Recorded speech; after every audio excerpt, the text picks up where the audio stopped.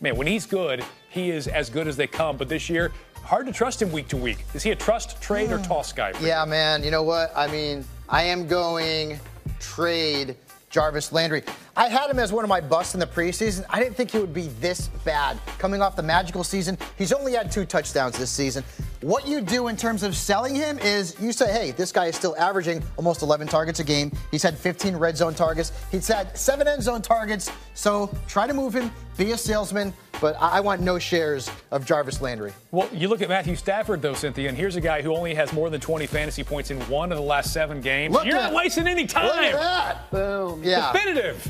So, look. Out of there. If you're 25th in fantasy points per game at the quarterback I like position, her face. She's like, ugh. If you're 25th, you don't deserve a spot on my team. You don't deserve a spot on your team. You need to look elsewhere. You can stream way better options, especially at this position where there's not much variance between, like, maybe, say, quarterback 10 and quarterback 12 week for week. See you later, Matthew Stafford.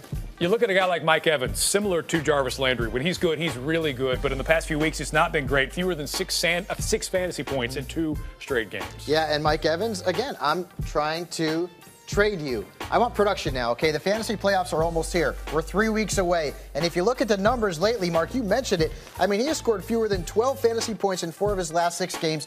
The quarterback position is up in the air. Ryan Fitzpatrick is 1 turnover away from being pulled. So I don't want any Mike Evans shares, and I still think I can get some value for him. We talked earlier about the Houston Texans offense and Lamar Miller in that offense. It feels like they're finally hitting on all cylinders. What do you think about Lamar Miller? So I'm right here on this borderline. Be a salesman, and you could try to trade him. But if not, I still trust him. Here's why. 2 of 3 past games is getting you supreme, like as in top 10 sort of 15-point fantasy points. In the last 2 of 3, they're getting better in how do they use him. Yes, they have Washington, which is a tough matchup for running backs this week. But keep looking forward, and with all of the teams on a bye this week, you're going to still want to trust him. Or if you can try to move him, maybe move him after next week because he might not have the best week this week, and then try to get more value for him.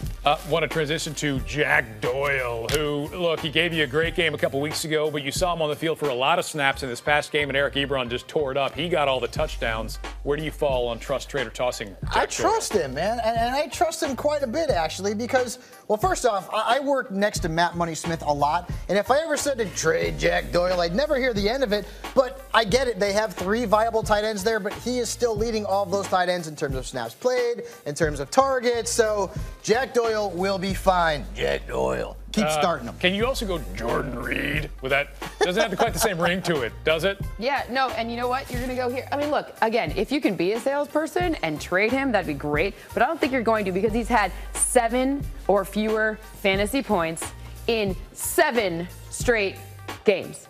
Jordan Reed, we thought he was going to be one of those top 4 guys who slotted in. Absolutely. Alex Smith here's going to be great. Nope, that's not been the situation at all. See you later. Toss for me. He couldn't do it against the Bucs last week. That was the final straw.